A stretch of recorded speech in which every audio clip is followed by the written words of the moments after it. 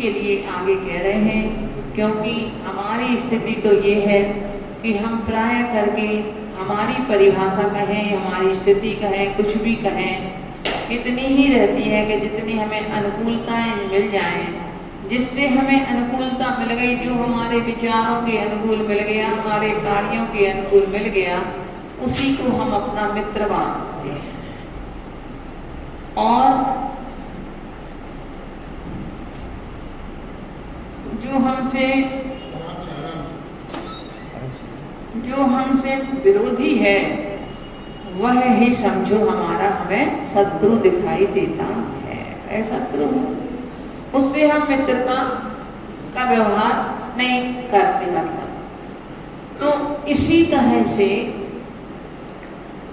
हमें हमारी सोच ये बनी हुई है, परंतु अगर सही देखा जाए तो आगम के आलोक में जब हम देखते हैं तो कोई भी हमारे साथ कुछ भी नहीं करता।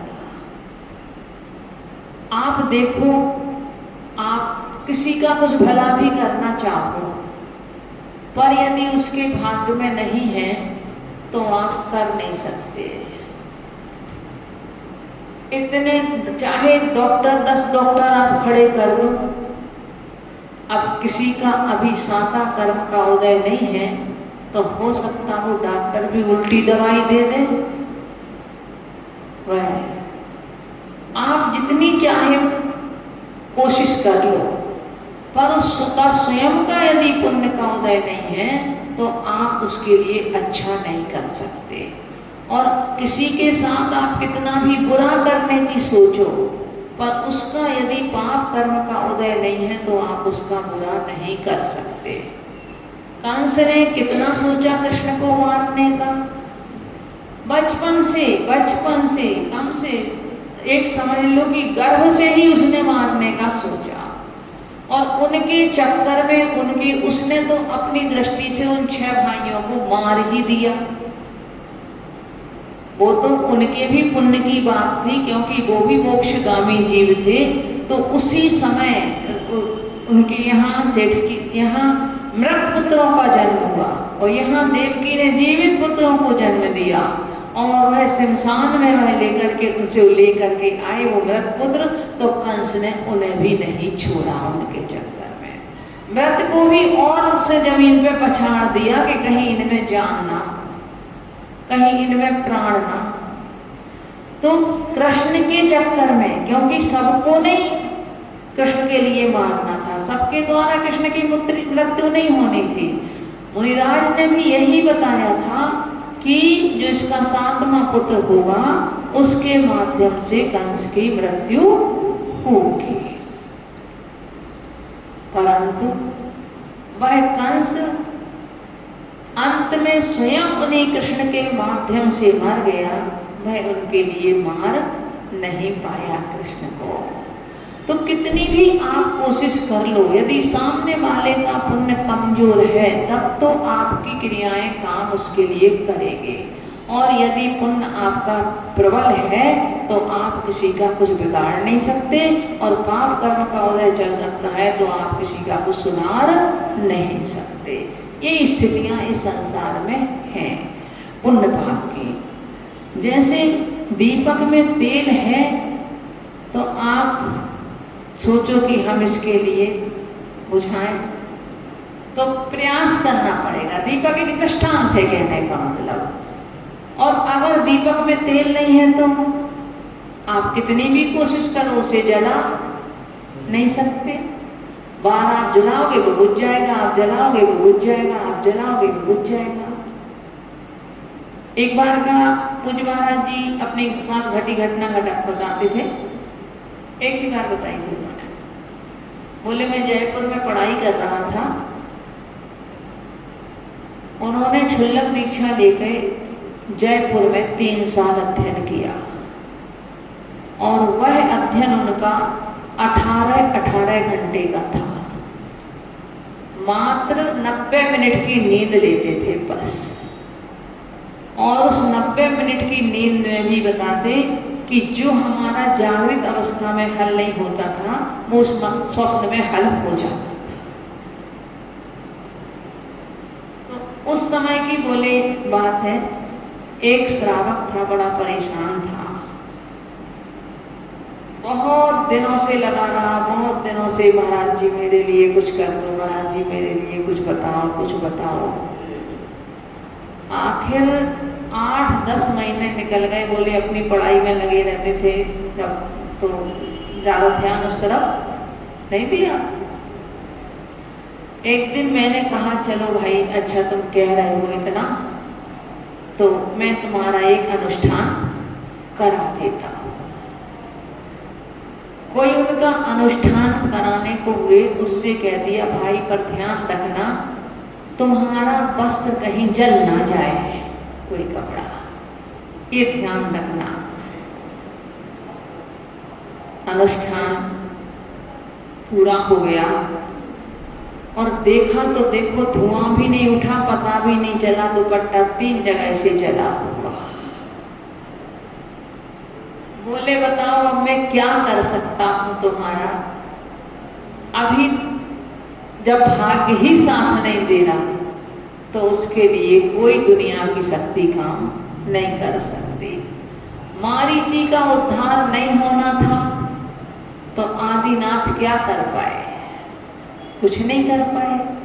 और जिनका उद्धार होना था वो अपना बिना उसके पहुंच जाते हैं, अपने आप पहुंच गए होंगे। ऐसे भी सैकड़ों जीव होंगे और उन्होंने अपना उद्धार कर लिया होगा। तो मात्र हमें अपने मन में अहम बुद्धि रखते हैं, अहंकार करते हैं कि हमने उसका ऐसा कर दिया, अच्छा हो गया तो हम एक अहंकार करते हैं, और बुरा हो गया तो मैंने तो भाई किया था, उनका हो गया तो मैं क्या करूं।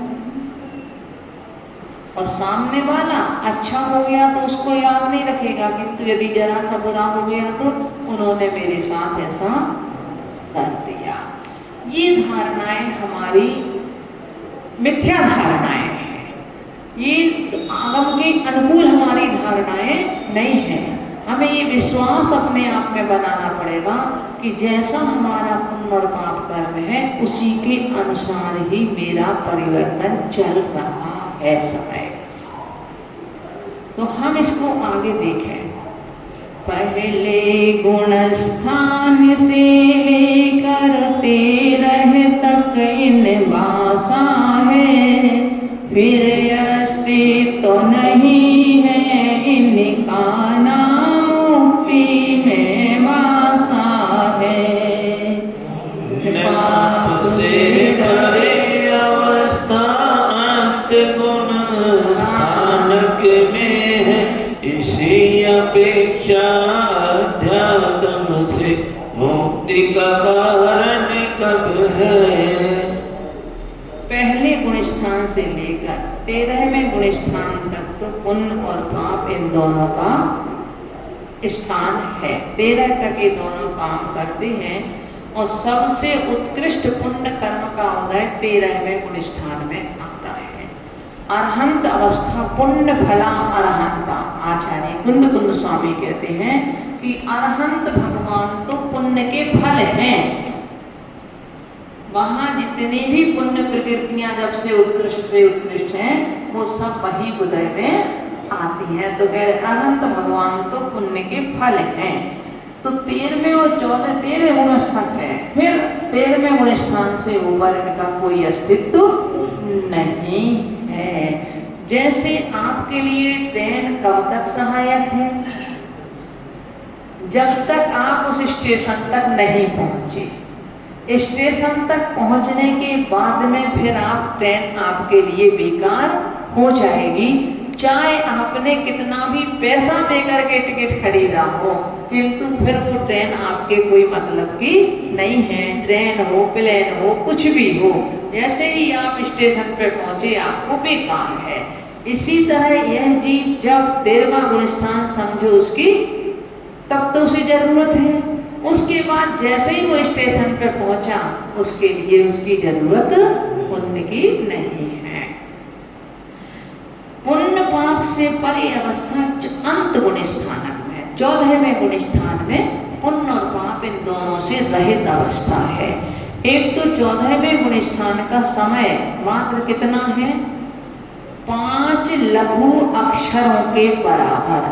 हम जितने में इतना बोलते हैं आ ई उ री ली, बस इतने समय में जीव 83 प्रकृतियों को क्षय कर देता है अंत की, और 83 प्रकृतियों को क्षय करके सिद्ध शिला पे पहुंच जाता है। तो अंत समय में सिर्फ क्षय होना रह जाता है, उनको नष्ट होना प्रकृतियों का रह जाता है। तैयारी सारी 13वें गुण स्थान की रहती है पूरी।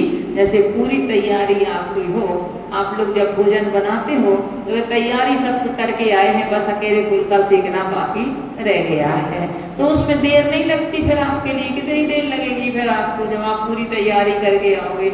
इसी तरह से वह 13वें गुण स्थान में पूरी तैयारी उनकी हो जाती है। फिर 14वें गुण स्थान में समझो कि सेकंडों का भी असंख्यात्मा भाग उनके लिए लगता है, सेकंड भी नहीं लगते उनके लिए, और उसमें लेकर के वह मुक्ति को प्राप्त हो जाते हैं। तो अंतवें गुण स्थान में पुण्य और पाप इन दोनों से रहित है। इसलिए कहते हैं कि अध्यात्म अपेक्षा से देखो तो वह मुक्ति का कारण कब है?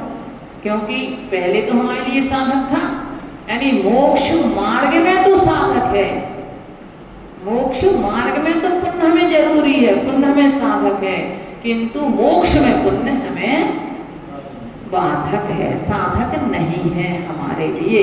ट्रेन आपके लिए मार्ग में तो साधक है, आप ऐसा नहीं कह सकते कि वो हमें ट्रेन की बिल्कुल जरूरत ही नहीं है। आप स्टेशन पे यदि मान लो आप उतार दे उस ट्रेन में, तो आप सोचो कि हमें ट्रेन की जरूरत ही नहीं है, तो उससे बिना भी काम नहीं चलेगा।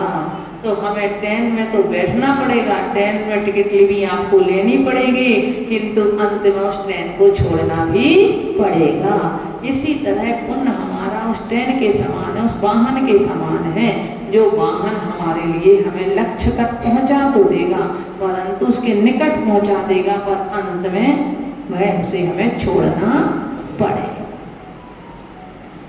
संसार सिंधु से पुण्य नाव ना केवल पार लगाएगी, धर्म जहाज अवस्थित हो यदि तो आत्मा तिर जाएगी।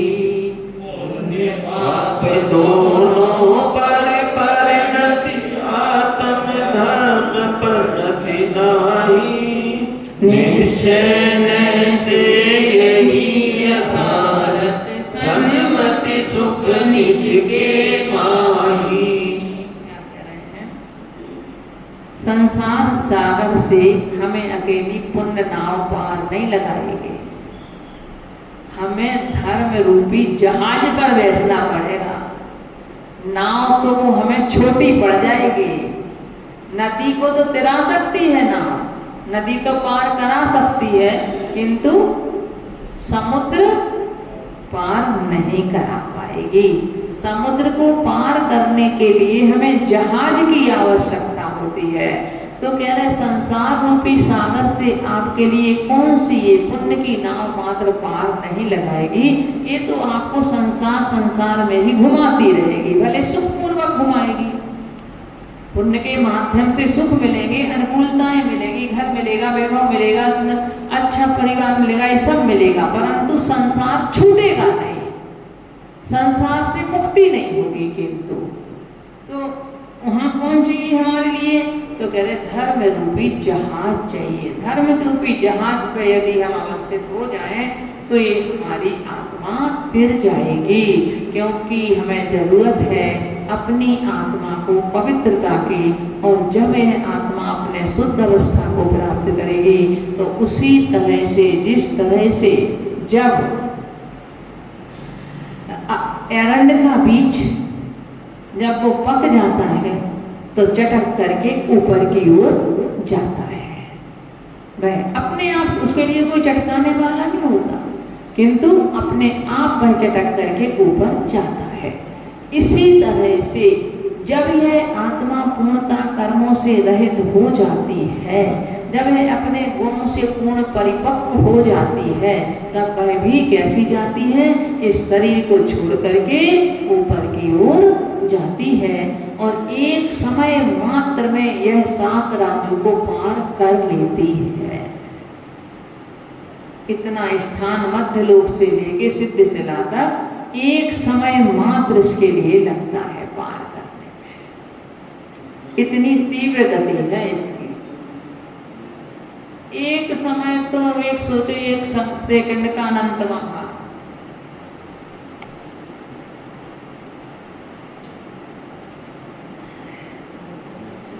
एक सेकंड का 10,000वां हिस्सा तो वैज्ञानिक पकड़ चुके हैं।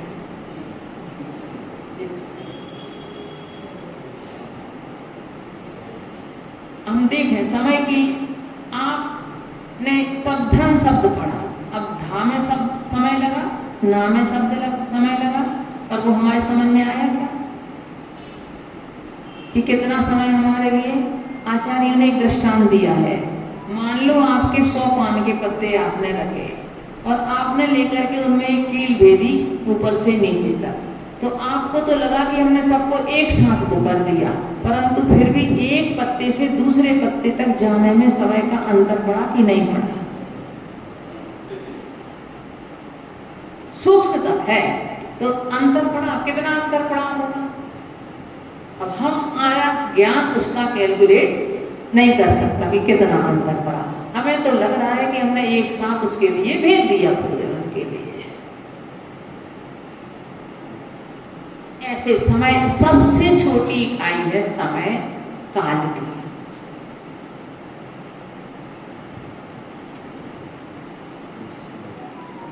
तो पुण्य और पाप, जैसे अभी पहले भी बता चुके कि दोनों ही कर्म की परिणति है, कर्म के उदय से होने वाली है।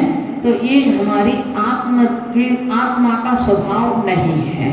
और जो हमारा स्वभाव होता है, हमारा स्वयं का रूप होता है, वो तो हमारे साथ रहता है, और जो भी विकार है वो सारा का सारा नष्ट हो जाता है, वो सब खत्म हो जाता है। विकार जब तक रहेगा, जब तक क्या रहेगा? जब तक वो पूर्ण शुद्ध वस्तु नहीं मानी जाएगी। जब तक आप दूध से घी बनाते हो, परंतु जब तक मक्खन भी रहता है ऊपर का, इसे आप क्या कहते हो? माने उस अवस्था, बुंदेलखंडी अवस्था से नैनो बोला जाता था। तो जब तक वो भी रहता है, जैसे ऊपर का जो मक्खन आ जाता है, जो उसमें मट्ठी को वो कर रहे, तो वो भी अभी शुद्ध नहीं है पूरा। वो गर्म करके उसमें से विकृति निकलती है, उसमें से भी निकलता है कुछ अशुद्धि।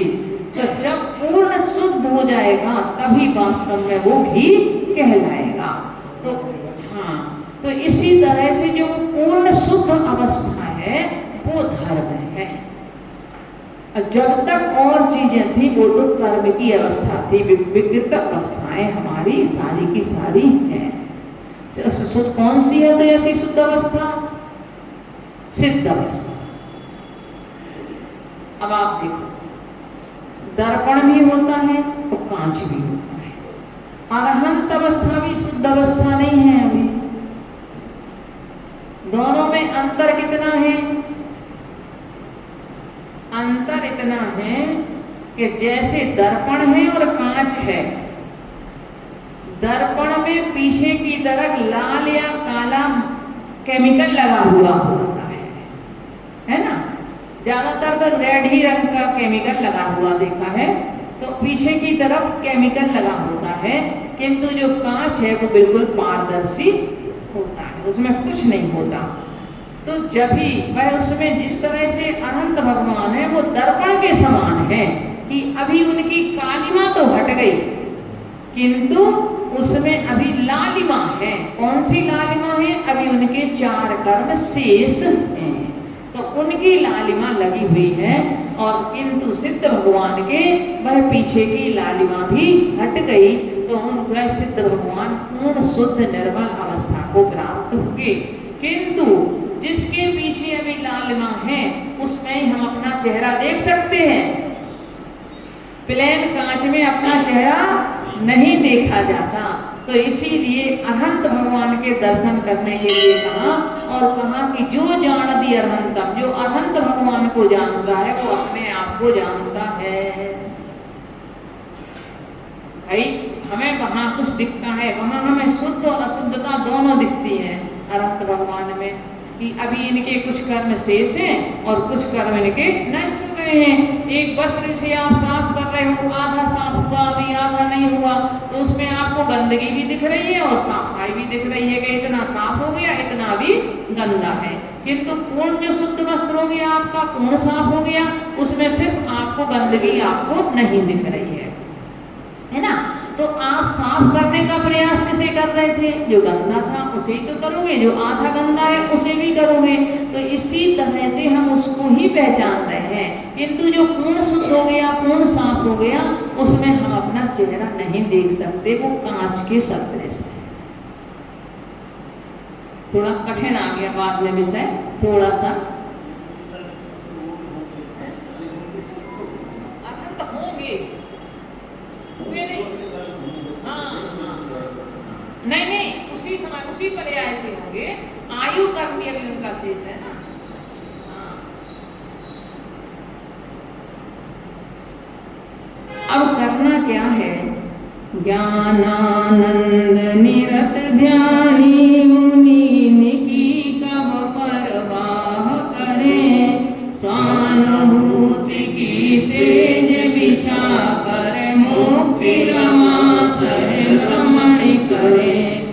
अनेकांत में वस्तु तत्व को शांतिवाद ने समझाया, विनिरस पानी किया जीवन में अक्षय आनंद उन पाया। जो मुनिराज हैं ध्यान में लीन, वो पुण्य और पाप की परवाह नहीं करते हैं। उनके लिए तो उनकी तो समदृष्टि है, पुण्य में भी और पाप में भी। तो कह रहे वो तो क्या करते हैं, अपने जब ध्यान में लीन हैं तो उनके लिए ना पुण्य से ना मतलब, ना पाप से मतलब। वह तो अपने अनुभव की, निज की, अपने आत्म गुणों की अनुभूति लेते हैं। और तो कहते उसको एक उपमा दी है कि स्वानुभूति की सेज को बिछा करके और वह मुक्ति रमा के साथ में भ्रमण करती है। अब मैं नहीं कह रही यहाँ, अब आखिरी छंदों में कि हमने अनेक वस्तु कैसी है, अनेक धर्मात्मक है। इसको हम एक दिन अलग से ही ले लेंगे पूरा, अनेक धर्म से आदवाद और अनेकांत को। वस्तु अनेक धर्मात्मक है, उसको मैंने स्यादवाद से समझाया। और जिसने इसका रस पान किया उसने क्या किया? अक्षय आनंद को प्राप्त कर लिया। संक्षेप में आज समझ लें, उसके बाद में एक आध दिन आपको अनेकांत तो स्यादवाद अच्छी तरह से समझाएंगे। कोई भी वस्तु है वह अनेक धर्म उसमें है, यानी अनेक गुण है, अनेक धर्म है। अग्नि है तो अकेली वह उष्ण नहीं है, उसमें तेज भी है कि नहीं? उसमें भोजन को पचाने की भी क्षमता है, दाहक भी है, पाचक भी है और तेजस भी है। तीनों गुण उसमें हैं।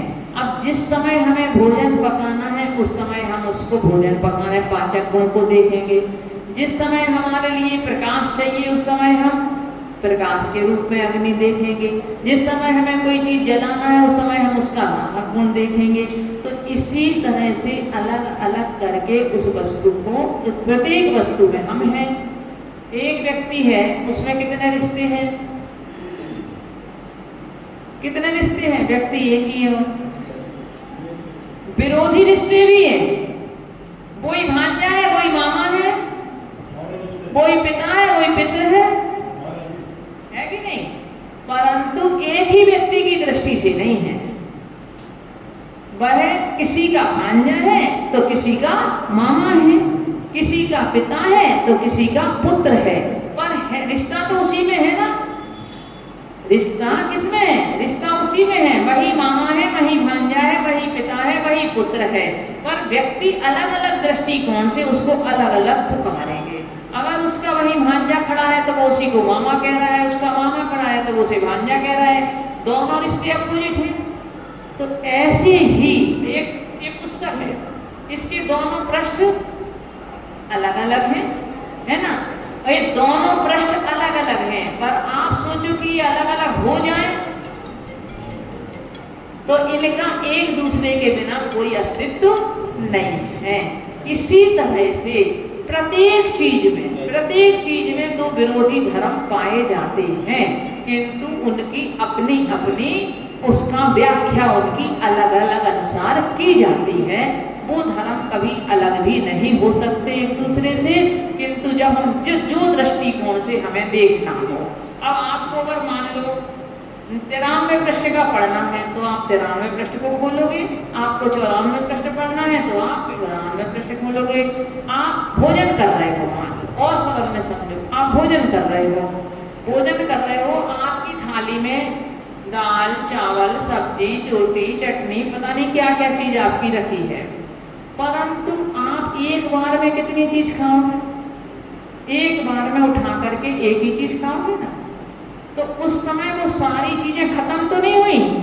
वो ऐसा नहीं कि आपकी थाली में ना हो, है, परंतु प्रयोग करते समय आप एक एक का प्रयोग करोगे।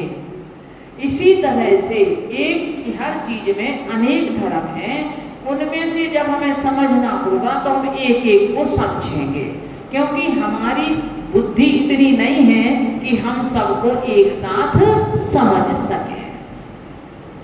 वो कहलाता है अनेकांत, और उसको समझा जाता है विवक्षाओं से अपेक्षाओं से, तो वह कहलाता है श्यामत्मा। अब इसको विशेष रूप से हमें पूरा आपको एक दिन अलग सी प्रवचन कर देंगे। उन पाप से ऊब गया मन ख्याति लाभ उपाधि से, शाद विद्या भूषण बन बचना इनकी व्याधि से। पेची कमंडल और निर्माणी आराधन चौसाति रहे, अतिचार बिन मुनि व्रत पालन साम भाव समनित रहे। ध्याता ध्यान देगा भी संकल्प विकलता मिट जावे, ज्ञानानंद सुखद निधि अनुभव सहज सुपरिणति बन जाए। कह रहे हमारा तो पुण्य और पाप इन दोनों से मन ऊब गया, ख्याति से, लाभ से, उपाधियों से, क्योंकि ख्याति भी मिलेगी तो पुण्य में मिलेगी, लाभ होगा तो पुण्य से मिलेगा, उपाधियां मिलेंगी तो वो भी पुण्य से मिलेंगी, और तो पाप से तो ऊब ही जाता है इंसान का मन, किंतु पुण्य से भी मन ऊब गया। पुण्य से ऊबने वाले बहुत कम होते हैं। अब तो क्या है मन में कि बस इच्छी कमंडल और जिनवाणी, जो एक साधु के साधन होते हैं, संयमोपकरण, शौचोपकरण और ज्ञानोपकरण, ये तीन। जिनवाणी ज्ञान का उपकरण है, कमंडल शुचि का उपकरण है, और पीछे संयम का उपकरण है। ये तीन बस मेरे पास में रहे, और 4 आराधना है। कौन सी? सम्यक दर्शन की आराधना, ज्ञान की आराधना, चारित्र की आराधना और तप की आराधना। ये 4 आराधनाएं रहें, और 3 बस प्रकार का ये परिग्रह, इसके अलावा और कुछ भी मेरे पास में ना रहे। मैं अतिचार से बिना, अर्थात मैं किसी प्रकार के दोष लगाए बिना अपने मुनि व्रत का पालन करूं, और साम भाव मेरा हमेशा ही सभी प्राणियों पर समता भाव रहे। हमारी अंदर में जब हम ध्यान में बैठे तो क्या स्थिति हो हमारी, कि ना कौन ध्यान करने वाला है, किसका कर रहा हूँ और क्या कर रहा हूँ, इसका भी भेद खत्म हो जाए। आज जो हम लोग कहते ध्यान ध्यान, ये ध्यान नहीं, ये ध्यान का अभ्यास है। अभी तो हम विकल्पात्मक ही करते हैं, सबको जितना करते हैं, तो उस विकल्प में भी निर्विकल्पता आना वो ध्यान का क्षण है। तो ऐसा ध्यान लगे कि जिसमें ध्यान ध्याता थे का भी विकल्प छूट जाए, और मैं अपने ज्ञानानंद स्वरूप का अनुभव करूं, और मेरी परिणति बिल्कुल सहज सहज सहज बन जाए। उसमें किसी प्रकार का कोई भी मन वचन काय की क्रिया में कोई अंतर ना रहे, बिल्कुल सरल और सहज परिणति मेरी बन जाए। पुण्य पाप को समझना ना इतना आसान, आगम मन मंथन करो यदि बनना भगवान। पुण्य पाप समदृष्टि में शुद्ध धर्म आधार, अशुभ छोड़ शुभ से परे निज में करूं विहार। काव्य कला बिन भाव से सतक समर्पण में, गणना सुधि समार के सहमति हो भव जी। कह रहे पुण्य पाप को समझना इतना आसान नहीं है, बहुत गहरा है इसको समझना। किंतु यदि हमें वास्तव में भगवान बनने की इच्छा है, हमें संसार से छूटने की इच्छा है, तो आगम का मंथन करो अपने मन में, आगम को समझो, भगवान की वाणी को समझो, उसका चिंतन मनन करो। अकेले मात्र पढ़ने से भी कुछ नहीं होगा, उसका चिंतन मनन करने से हमारे लिए, जैसे दही को मथते हैं तभी उसमें से मक्खन निकलता है, इसी तरह से हम भी जब आगम रूपी दही को मथेंगे तो हमारे लिए मक्खन निकलेगा, नवनीत हमें तभी मिलेगा। पुण्य पाप समदृष्टि में शुद्ध धर्म आधार, पुण्य और पाप के जहाँ सम हो जाते हैं दृष्टि में, आधार किसका लेते हैं? फिर शुद्ध धर्म का आधार लेते हैं। अशुभ छोड़ शुभ से परे, पहले तो अशुभ को छोड़ो, फिर शुभ को भी छोड़ करके अपने आत्म में विहार करूं, अर्थात अपने आत्म स्वरूप के ची में लीन करूं, आत्मभाव का चिंतन करूं।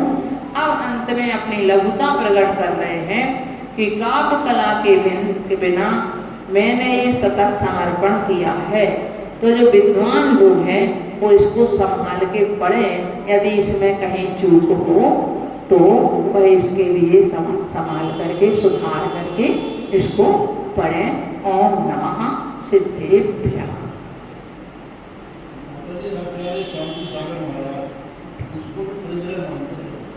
हाँ हाँ तो था, ये भी परिग्रह है, ये भी परिग्रह है, पर समय समय के अनुसार अपने का बचपन में ही खराब होती चली जा रही। एक बार हमसे प्रश्न किया था, बता दें आपको, सहारनपुर में कुछ सोनगढ़ पंथ से जुड़ी हुई महिलाएं थी, वो आई, बोली माता जी चश्मा परिग्रह है कि नहीं? हमने कहा है भाई, बात जो है तो है ही, तो क्या, तो बोली फिर, तो हमने कहा बताओ क्या करना चाहिए? अगर मान लो आपने दीक्षा ली और आपकी आई साइड वीक हो गई, तो एक बार वो छूट पे ही बोली क्या करना चाहिए? हम बोली, हमने कही तो क्या करना चाहिए? बोली समाधि ले लेना चाहिए। छूट के साथ हमने कहा आपके पास 3 ऑप्शन है, या तो आप दीक्षा छोड़ दो, या हमने कहा समाधि ले लो, और या आप चश्मा ले लो। बताओ आप क्या करोगे? अपने का तो बोली सोचना पड़ेगा।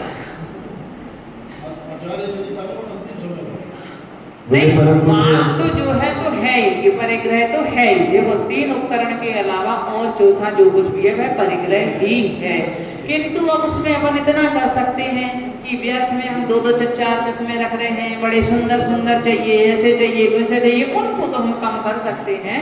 अकेला मात्र हमारे लिए जरूरी है भाई, हमें देखना है, अपना काम करना है, नहीं तो अध्ययन वगैरह कैसे होगा, अपनी चर्या का पालन नहीं होगा, तो उसका उपयोग करने मात्र के लिए एक अलग बात है। फिर दूसरा, उसके प्रति राग विशेष डर होगा कि आपको सुंदर चाहिए, अच्छा चाहिए, वैसा चाहिए, तो उससे बच सकते हैं।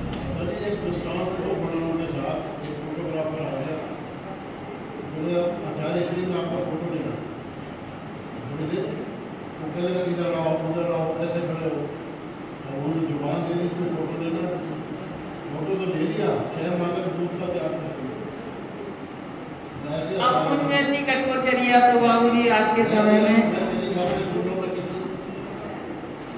बोले परम पूज्य डॉक्टर सरस्वती भूषण